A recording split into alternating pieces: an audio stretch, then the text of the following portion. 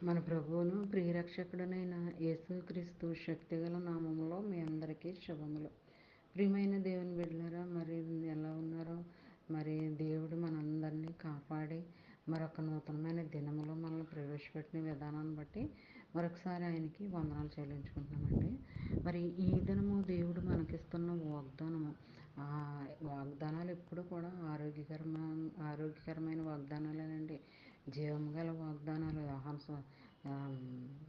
మరి యెషయా గ్రంథం అంతా కూడా అందులో ఉన్న వాగ్దానాలన్నీ కూడా మనం చదివినప్పుడు మన బాధలు తొలగిపోతాయండి. విశ్వాసంతో నమ్మికతో మనం చదివినట్లయితే మరి మనకి ఏ బాధలు ఉండవండి, ఏ బలహీనతలు రావు మన దరిదాపులకి. మరి అలాంటి స్థితి నుంచి దేవుడు మనల్ని లేవనెత్తుతాడు, కాపాడుతాడు, నడిపిస్తాడు, పోషిస్తాడు, ఆదరిస్తాడు.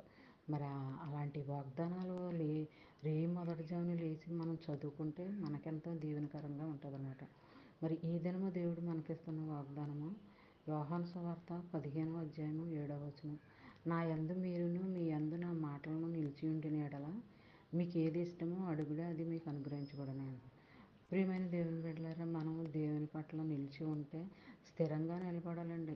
మరి అటు ఇటు తొట్టులు పోకుండా ఆయన వైపే చూస్తూ, ఆయన వైపు అడుగులు వేస్తూ, ఆయన వైపే నడుచుకుంటూ ఉంటే, ఆయన మీద ఆధారపడి నడుచుకుంటే మరి అప్పుడు దేవుడు మనం ఏది అడిగినా సరే అది మనకి కలుగు చేస్తాను, అనుగ్రహిస్తాను అని ఇలా చెప్పుకుంటూ వస్తున్నాడు అనమాట.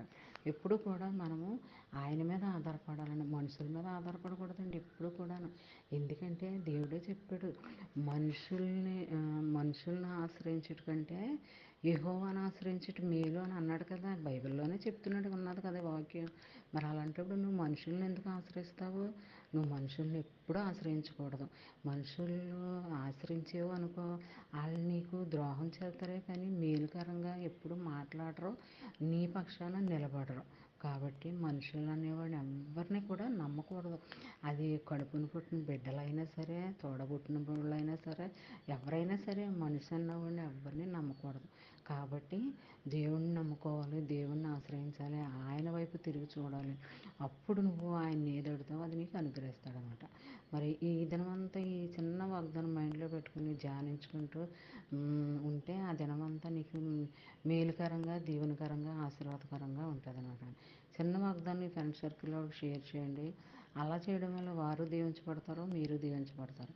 ఈ దినమంతా ఈ వాగ్దానం నీ జీవితంలో, నా జీవితంలో, మన అందరి జీవితంలో జరగాలని కోరుకుంటూ గాడ్ బ్లెస్.